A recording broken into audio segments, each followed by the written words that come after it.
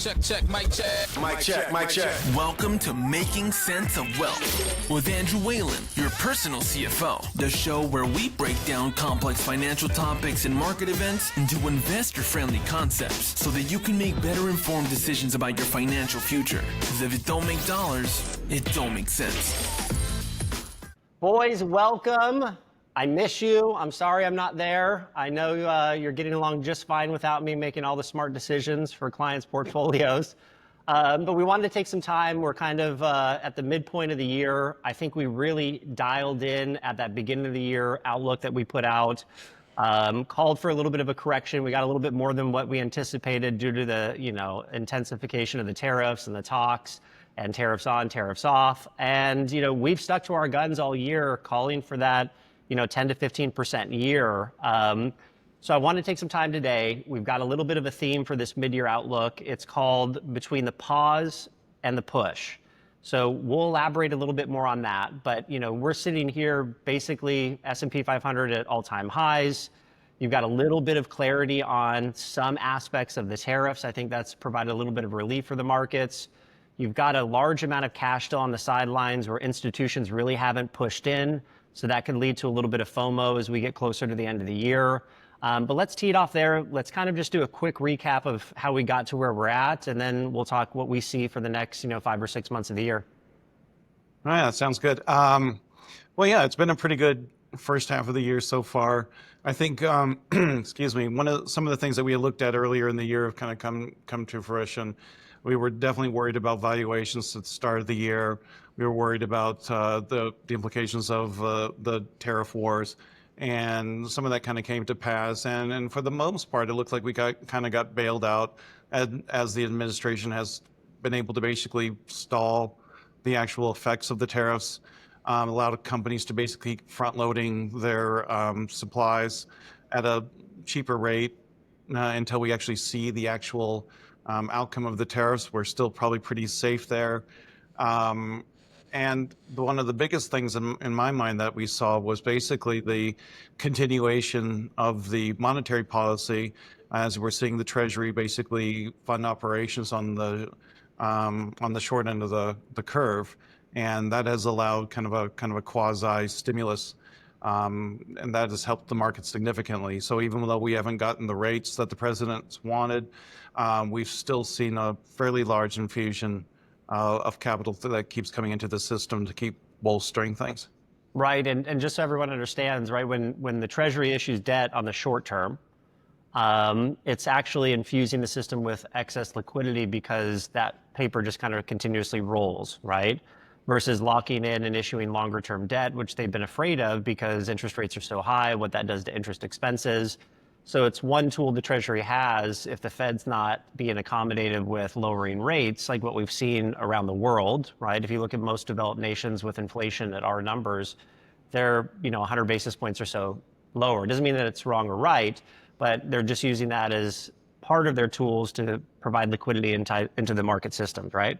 Absolutely. Yeah. Christian, as you look at, the potential implications of tariffs on earnings, we're getting ready to kick off, earnings season right now. Luke alluded to the fact that maybe we've seen a lot of companies front load a substantial portion of their inventory if they have some exposure to areas like China or Vietnam. How do we see it kind of playing out in this earnings season going into, the middle of the third and into the fourth quarter? Yeah, so we really saw a lot of retail sales numbers come in a lot higher within the first quarter, right? Just consumers more front loading their buys. But more on the corporate side, we saw first quarter GDP come in negative, right? I think we're about negative 0.4 or something, largely driven by increased imports as all these companies were front loading. And to Luke's point, right, the continuous pausing of the tariffs, the continuous pushing them down the line. We went from, April deadline to July deadline. Now we're at an August deadline, still waiting on those deals. It just keeps allowing these companies to continue front loading, continue building up their inventory, and then also pausing when they have to actually put those price increases on, right? If they're still able to bring in these imports at a lower price, they don't have to pass on these pricing to consumers, right?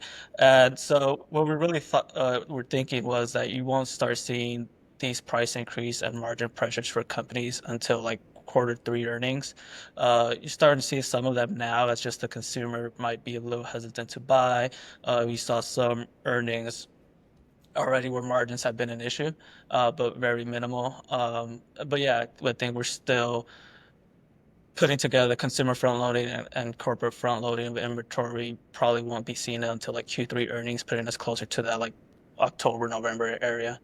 Yeah, and my big thing is like, how does the administration plan on like performing this balancing act, right? We're bringing in billions of dollars of tariff revenue. Where is that going, right? Is that, I mean, theoretically, it's help offsetting the amount of debt issuance that we have, depending on how that capital's spent. But there's got to be some kind of a counterweight, because there will be, even if it's modest, there still will be price increases. And that kind of brings us to the Fed. So, the Fed, just to kind of talk about the pause of this, the pause before the push. The Fed has paused rate hikes this year after performing, was it 4 last year, I believe. They haven't cut interest rates so far this year. Inflation has cooled. It's definitely not collapsed by any means. So rate cuts are expected, but at this point, they're not guaranteed because all of the uncertainty. And I think Jerome Powell even pointed out that if it wasn't for the tariff negotiations that are going on, they probably would have cut rates a number of times. Luke, what's your thought process behind, positioning in a market where there's a lot of uncertainty of what the Fed's going to do on the short end of the yield curve and how that can impact liquidity in the market and obviously valuations? Well, what we're seeing right now, anyways, I mean, that's one of our big concerns right now, is the market's approaching 23 times forward. I think is where it's at, which looks a little bit rich with, at least we feel it's a little bit rich without really knowing the actual impact of the tariffs. As far as that kind of correlates to interest rate cuts, I think the administration is definitely looking to they're really pushing for those interest rate cuts to offset what's going to eventually happen with tariffs, because you just can't raise prices and not think that it's not going to be seen someplace. Whether it's the exporter, importer, or the consumer, or a little bit of all three, we're going to see some effects of it. Yeah. On a personal level, I think, I'm seeing more emails that come to me that are telling me that buy your things now because we're looking for July price increases. So, I mean, it's happening. All those fancy shoes that you buy, right? Exactly. But so it's a really interesting situation right now. Now, that's why I think also you're looking at monetary policy, where the Treasury is basically stating they're going to keep funding operations on the short end for an extended period of time, and potentially increasing that funding on the short end. So you're still getting some support that way. We don't think they're going to get the cut in July. We think that's kind of a foregone, and we're hoping that they're able to kind of stimulate out in September if things will pause. We do have a concern too about the effects of these price increases, increasing prices into a fairly strong economy, and what that will actually do. Are we going to see a kind of a reignition of inflation 6 months, 9 months down the road from now? So there are definitely concerns, and it's just really hard to predict right now when we are going to get those cuts and what the Fed is going to do, because they're so data dependent right now, and that data is pretty volatile for the most part. Yeah, and if we look at the Fed Watch tool, we'll key a chart up on that. But if we look at that Fed Watch tool and look out for December of 2025, the highest probability is 3.75 to 4%. Right now we're at 4.25 to 4.5. So that's a 50 basis point cut between now and then in some fashion. Is that correct, Christian? Yeah, correct. So pretty much the market is pricing in about, let's call it 60% chance that you'll get the 2 rate cuts, right? Yeah. 85% or 95% chance you'll get at least 1 rate cut between now and then. So I think, to Luke's point, right, like we were expecting September to be the earliest time when they'll cut. But you do have some danger if we start seeing inflation start showing up in the data between now and then, kind of pushes that down the line, right? Like they won't be able to cut if inflation starts rising and showing up in the data. So which is why I think the market's kind of pricing a chance where we might only get one rate cut this year. Even though that might just be a 30% chance that we only get one and a 60 that we get two. But there's still that probability just depending on how the data comes in. And my whole thing is I don't really know what the administration's goal is. So really the Fed controlling the short end of the yield curve is really just going to impact savers, right? It's going to impact wealthy individuals that have millions of dollars in money market accounts or short-term treasuries that is spitting off, $400,000 a year of interest that is then being respent into the economy. We've seen over the last almost 12 months since the Fed initiated its first rate cut that yields on the long end have actually gone up, not down since that standpoint. So, for everybody that thinks that, when the Fed lowers rates, everything else is going to come down, auto loans, home mortgages, that's not how it works. So I find it really interesting. Like, yes, you can use him as kind of like a punching bag, Jerome Powell, but at the same time, there's not that big of an impact on the underlying economy from bringing, interest rates down on the short end unless the economy cools and you get those longer term yields where most debt issuance is made in the United States.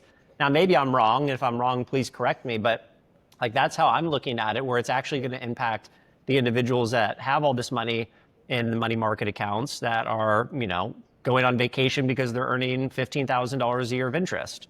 That may now turn to $10,000. So that's my whole thought process behind it. Am I kind of right in thinking that way? Because it's not. I think that's fair, right? It's a fair observation. I think it's a little more. I think we could do a whole nother show on the extent of it, but I think that's fair enough. The bottom line, though, it translates to us is that we just don't feel safe extending duration at this point for the reasons that you're just stating. Is that Powell can cut 50 basis points, but we don't believe that the long end is going to come down significantly. We have seen enough data to kind of hint that inflation may come back over the next 6 to 9 months.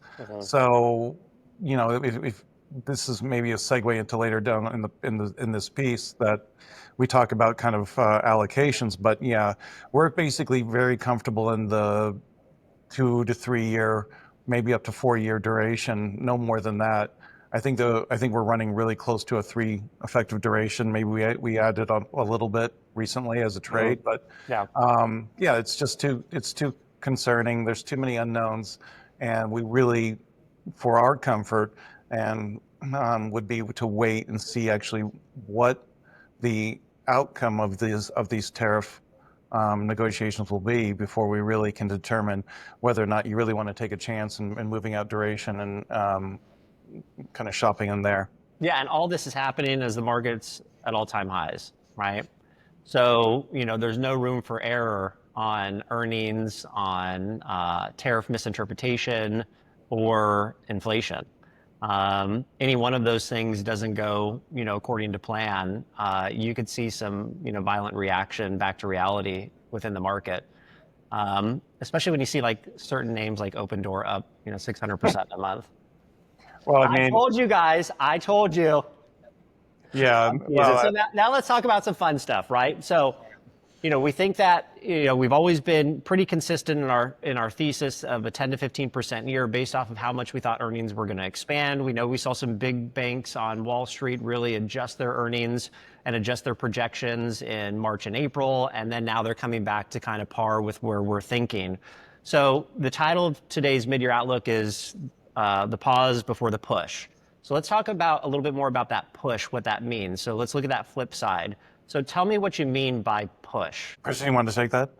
Yeah, so I think we're seeing, Luke alluded to it a bit earlier with the big, beautiful bill, and more so that the fiscal policy that's coming from the administration, right? You're seeing them be a bit more stimulative with corporate expenditures, right? You're able to, and within the bill, just to put out something, it's 100% R&D expensing. You're able to accelerate depreciation of your assets, able to expense 100% of construction for manufacturing capacity, things that really tie into what the administration wants of reshoring back critical industries, creating a manufacturing base back here in the United States, and just reshoring some of those components back here.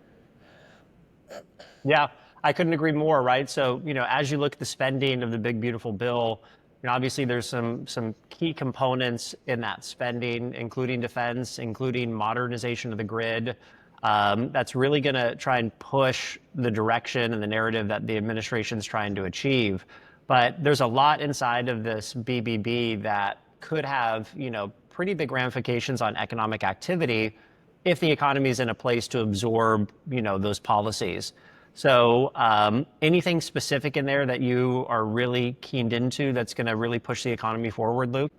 Well, I think this is one of our favorite areas this year. I think we're doing fairly well this year. I think we're outpacing the overall market, and we're doing that though more specifically. I think because we don't really know exactly what some of these issues are going to come down, tariffs, et cetera, or when they're going to get a rate cut. We're really taking what we do know and kind of expounding on that. So some of the areas that we like a lot is definitely grid expansion, going into HVDC, and some of these components, how we make a more efficient, stronger grid to support all these future projects. Yeah. Data centers and just everything basically running off the grid, Internet of Things. And we're really, really looking into how that's going to be built out. And we're looking at some of the programs that this administration is pushing forward and kind of what Christian was talking about. So we really have been very overweight industrial infrastructure, industrial efficiency, robotic automation, and because this also kind of ties into basically this will be the next year or so of margin expansion based off productivity. Right. And these are all this kind of reoccurring theme that we'll see through different sectors. Yeah, and I think you put it very eloquently when you said, it's the most aggressive reshoring, defense, and energy build-out plan we've seen since the Cold War. And the fact that it is bipartisan, whether people want to really admit it or not, is going to be, interesting to see how that plays out. But, with all of this money that's being thrown around, yes, we're thinking about like our children's, debt issues that we're going to face, over the next 2 decades. And they're really, I guess, planning that economic activity is going to help circumvent some of that. But when you get a strong amount of economic activity, there generally leads to price increases, which leads to inflation. So it's a tough pickle to be in, right, boys? So let's talk about what's leading, what's lagging. Let's talk about sector winners. Obviously, AI productivity plays are still leading the market. NVIDIA's had another great year, outpacing the S&P 500 so far this year, even after a rocky start, even after, the administration shut off the export of some of those lower quality data center chips to China. But, if we think like enterprise software, infrastructure, but you told me the other day that you feel like the leadership is really starting to narrow. Can we maybe get into that a little bit? Well, I think I'm going to let Christian kind of take the ball on this one, but if you want to explain, kind of we have a 4-tier system that we're kind of using to basically guide us in where we think we are in this expansion. Can you talk about that a little, Christian? Yeah, so I mean, we're really using the stage framework that we started using at the beginning of the year, where we're really trying to pin down where exactly in the economic cycle and the build out cycle we are in within the United States. This also we do this for just international markets too, as different countries and different regions are in different stages within that framework, which is why like to what Luke was alluding to earlier, that we've been really overweight industrials, right, which has helped us outperform the broader market so far this year. They've been outperforming, and I think they're up over around 15% year to date, and just within that framework, just really looking at okay, we're bringing back what the administration wants to do is bring back critical industries. We need to build out the capacity, whether that be the manufacturing capacity, the energy modernization of the grid, doing all these things to create the backbone and be able to build off of that and just continue building, right? Tech's another big one that we've been looking into, as we're moving more so away from the training capacity that was due to AI, right? Where you had a bunch of chips being bought for training capacity, and more so into the second phase of AI, where you're using these for inference, right? Continuing to build out ways that you're able to improve productivity by AI means, whether that be through software or just being able to, you're seeing continued spend in data centers, but more so for inference now and not so much for training, which just creates a different way of investing and Well, building up these data centers. one thing I would add, like when we look at this, I mean, over the past year, we've seen NVIDIA and companies, these hyperscalers, just keep pushing the market. We think that's kind of getting near where that will be near maturation. Doesn't mean it stops. It just will shift to where the usability of all this tech will become more important. So whether that's on premise, on the edge, in the Internet of Things, is what does this actual technology, or does AI, what can it be used for, and how is it going to be used? And that's kind of where we've been playing at most of this year, is what's going to be the next iteration. Is it going to, are we going to get a true personal assistant?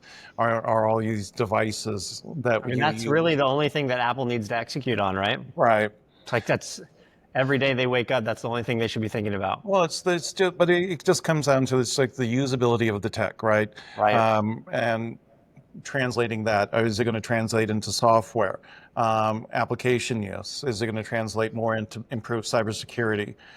So these Makes are all the sense. different areas that we're really playing in. And like going back on the infrastructure part, we've got this grid that is very old and aged, and we need to expand it to accommodate this new technology. And so from the quality, whether it's the SiC chips and expanding the speed, how much heat they're using, how much energy they're using, how quick they are, on all these in all these different facets. So how do you take this technology, then how do you run it through the pipes as quickly and as efficiently as possible, and still play around with energy constraints? Yeah, and I think, another sector that you've had your eye on for quite some time now, just monitoring it, is biotech, right? That seems to be quietly breaking out. M&A is picking up again. Do you want to expand on like your thesis in the biotech space? I know we're very well diversified, no single stock risk in that area, but just maybe that sector and how it kind of plays into, the environment that we could be going into over the next 6 months. I think biotech works on so many different levels, and I think we were maybe a little bit early last year moving into it because we were kind of in anticipation of what this administration would do. We knew that we could see that the reshoring was going to take place. They were going to bring bioprocessing back to the States, Right. kind of secure our more sensitive supply chains. And so we wanted to kind of be in that space. We also looked at some of these stocks that we were feeling, it's like you're reaching this confluence of the technology, whether it's through, these AI and ML being able to sift through massive amounts of data to help researchers put out, to create new cures. Sure. And in addition, there was also a little bit more of a technical slant to this too, is bios are really cash hungry. They Yeah. burn through a lot of money. So you could either be in longer term rates, which we want to avoid, or we could do some kind of a pseudo investment and basically play that if interest rates come down, makes the weighted cost of capital a little bit cheaper for these biotechs, and they're able to raise more money more efficiently. So they were kind of a de facto kind of beneficiary of that. So yeah, we really, really like that space, but you also have to be careful too. And we just felt like a lot of this biotech has been an unloved sector for what, 3-4 years now. Maybe So longer, yeah. yeah, and we were pretty confident that this was going to play out, and we still think that with bringing the reshoring, bringing bioprocessing back home, and this is still going to continue to move forward, push forward. And I don't want to spend a lot of time on it, but it's something that's really piqued our interest over the last, 60 to 90 days. We've started to build out a portion of the portfolio which is the onboarding rails for digital payments, right? So we just passed the Genius Act. Well, I think it was earlier this week or last week. Give me just a quick 30-second overview of how we're looking at that payment space. Yeah, Chris, you want to take that? Yeah, so we kind of just built a small basket, small allocation within the portfolio of just core stocks that will benefit from the stablecoin from the Genius Act, right? Looking at things like Circa, which is really the only publicly traded stock that has a stablecoin, right? Coinbase, which owns a majority part of Circa, they get a revenue share off of that, and one of the main platforms used for just cryptocurrency, right? Dabbed into a little bit of crypto with Ethereum mainly, as that really is the railways for being able to process stablecoin payments, Yeah. being able to trade within the blockchain, right? So just building out um, that basket, we see the administration is very pro crypto. A lot of people close to him are as well. So just really seeing that push with Bitcoin moving up to, what was it, 120 Right. or Yeah. 25, it peaked out around. So, um, yeah, and then Congress is getting behind it in a very bipartisan way of just creating the safety for the consumer, of being creating regulation on what exactly is security, what exactly is just an asset, what is a stable coin, and along with stable coins, right, provides a lot of liquidity for your treasuries. Yeah. Talking earlier about issuing more on the short end, as all these stable coins really have to be backed one by one Yeah. with treasuries. So. Makes sense. Yeah, I think it's an interesting avenue to continue to explore. Obviously, want to keep the risk to a minimum because there's no earnings or anything really associated with those things. So let's talk about like a big piece of what you guys wake up every single morning and do, and that's risk management. So what are some of the biggest risks? What are some of the biggest blind spots that may be out there as we enter into this second half of this year, going into 2026? Well, for me, the biggest concern is just forward valuations right now, without really understanding what the final outcome of the tariffs are going to be. I'd like to see some actual more concrete deals and see how they would affect us. But it's interesting because as much as we are concerned about forward valuations, we're still highly excited about some of the thematics and some of these in sectors that are the way they're playing out. We're very excited about some of the plans this administration has for stimulating the economy. We're very excited about some of these overall. So when we talk about kind of, this leads back to the article that we put out, and then the called that between the pause and the push. What we're really talking about is basically on a technical basis that feels that the market's gotten a little bit out ahead of itself. But there's so many good things under the hood that we just need a little bit of consolidation. We need a little bit more concrete evidence of what the tariff's going to be, and we need some time for this administration to start to implementing some of their stimulative policies. Yeah. And we think all these things will kind of converge over the next couple months. And we're still pretty confident about a pretty strong Q4. And then going into 2026, we're very excited. Yeah, I think that's where, our firm really differs from a lot of individuals where, people are, being very cautious on 2026 just based off of pure valuations, but they're discounting the fact of what can happen to the E part of that PE equation. If some of the things that we think are going to happen are going to, be bountiful for the U.S. economy, industries, and specific sectors. And I think I've been saying for a while with you guys is, with $7 trillion of cash on the sideline, if interest rates come down, that cash has to go somewhere. It doesn't necessarily have to go, to the riskiest portions of the market, but it does act as a semi-floor for corrections. So if I had to go out on a limb, I think a 5% correction would get bought, as institutions and individuals have that FOMO fear going into the end of the year. But yeah, I think that's some of the biggest risk. Exactly, right? What are the tariff deals going to end up being for some of the more prominent countries like the EU and obviously China has a little bit of a framework, and Canada and Mexico inevitably, right? How is that going to impact overall prices in the economy? But I couldn't agree more with you. So let's talk a little bit, tactical. As we look at our, tactical portfolio, which is predominantly what families, are invested in, how are we positioned? Going into the end of the year, and what may change that positioning? Well, we're fully invested right now. And I think normally in the past, we would have, with valuations as high as they are, we might have pulled back a little bit. Yeah. We've added a couple components basically for any sort of tail risk. We are carrying some volatility hedges in case that picks up. We've also picked up a little bit of duration in case the economy slows down. But for the most part, we're really excited about this. So we're fully invested in industrials. We've taken some gains on some things that we've gotten right that we don't believe are sustainable. I mean, I think we had some nuclear stocks that were up. One of them was up 220%. We don't believe that's sustainable, but we do like the We basic. can't do that every day, Luke. Yeah, we can't do that every day, but What the heck? we've had some good. We are definitely in the right sectors. And then, like you talked about, what are the things that we do daily? It's really, we monitor these sectors really closely. Like I mentioned earlier, and we're going to put out a little bit more extensive piece on HVDC and how we think that's going to change things significantly.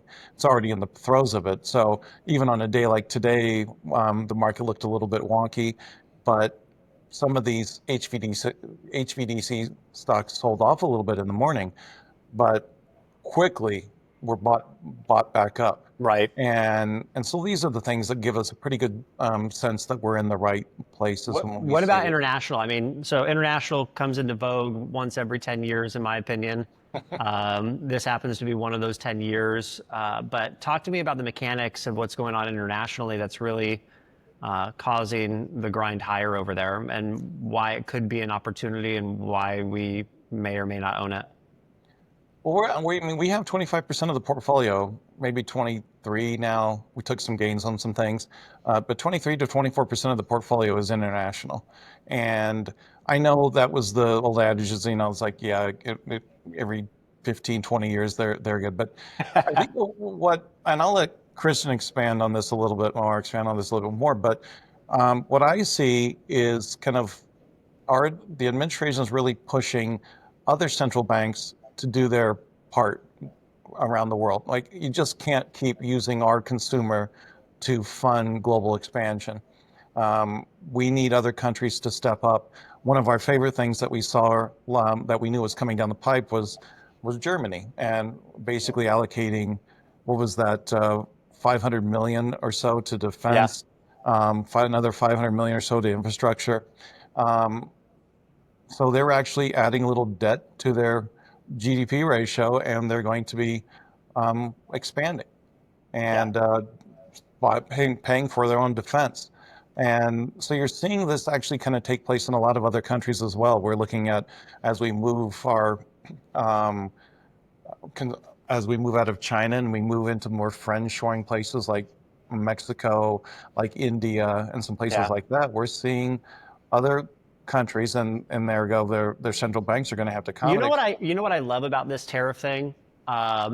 It, to a certain extent, it allows for opportunities for other countries to get more aggressive with pricing, right? So, they can see deals that are being done with Vietnam or with China, but a country like India could come in and, make a negotiated deal with the United States for more of that friend shoring, right? And that could be a big boom for some of these areas that may have been, kind of held back because of what the tariffs were prior or what they weren't. Yeah, I agree. Kristen, when you want to kind of lend some to their international holdings? Yeah, just building off what Luke was saying, right, our international holdings just go back to the same stage framework that we were talking about earlier, right? Especially in Europe, where is Europe within that framework, really trying to rebuild their industrial base, which they haven't really done over the last, who knows, however many years, really expanding the debt to GDP, issuing more for their infrastructure build out, their defense, which really has moved this year, the Euro defense. And then just, I think overall, you're seeing countries kind of try to reduce dependency on China, try to reduce dependency on each other, and kind of create stuff in-house, right? Yeah. Same thing that we're trying to do here in the U.S., Europe's doing, whether that be because Trump pushed NATO to actually start building out their own defense, Right. or instead of us sending a lot of it to over them, or what, just because it's for national security reasons, right? You're just seeing that all across the globe. Yep, totally makes sense. So let's close out by talking about, what to watch for this next quarter. Obviously, margins, earnings guidance, and revision, around what's going on with, increasing inventory supplies or pricing or passing those prices on to consumers. What would you say is the biggest thing that needs to happen in that second half of the year? Well, I mean, we're going through earnings, right? We're still starting earnings seasons for the most part right now, getting to the beef of it, and we're probably going to have some really good numbers, some really good announcements. Like we said, we've delayed any real effects of the tariff by pushing those deadlines down the road. So these guys have still been able to business as normal, as usual, right? And haven't seen those effects just yet. We think that they'll start taking effect over the next few months. So it's kind of this confluence of events, whether the tariff's going to take place, are we going to get some rate cuts, and who will get to see exactly how the tariff kind of plays out over the next few months. I still am a little bit worried about valuations right now, so I think we may be muted for the next little bit. I don't know how much upsides we have on the short term. I think it would be good to get a little pause before we start getting into these federal policies and what they're going to do and how they're going to stimulate. Right, So, the rollout of the BBB, right? Start having so all this is happening right now. So we need some time to digest everything, and then we're still pretty excited about the last few months of the year. I think Christian was saying, it's time to start tracking contracts, grants, the procurement timelines. How is this money flowing? Where's the money flowing to? And what you always say, Luke, is that's where the early alpha comes from, which is doing the research on, where the government money's flowing into the specific sectors and the specific companies. But one thing to watch for, I think you alluded to it earlier, is credit spreads. So not just rate cuts, but if you start to see credit tightening, that pause could become a lot more pressure, right?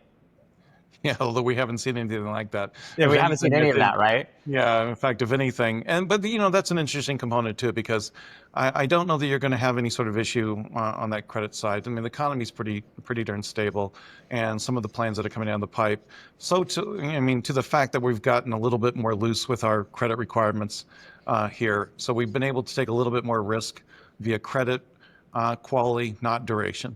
Yes. So, but because we are getting pretty clear signals that the market just doesn't seem to be worried at all. Yeah. So bottom line, don't confuse a pause for the peak. The real policy push is still ahead. This is a margin-driven, policy-aligned market. Fundamentals still matter, though.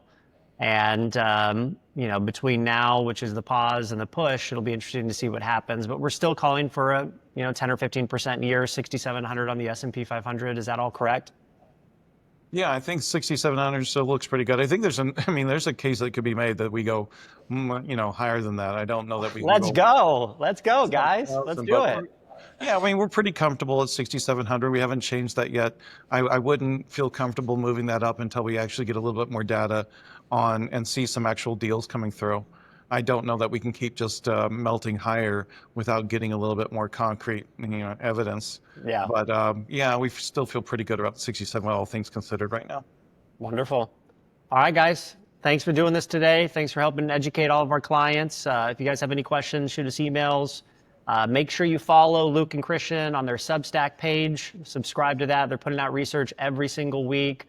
Follow them on their own private Whalen Financial Research X handle. They're tweeting daily. I can barely keep up with it. So I know they're doing a lot of work to make sure that they're entertaining and educating all of you. So thanks, guys. Appreciate you.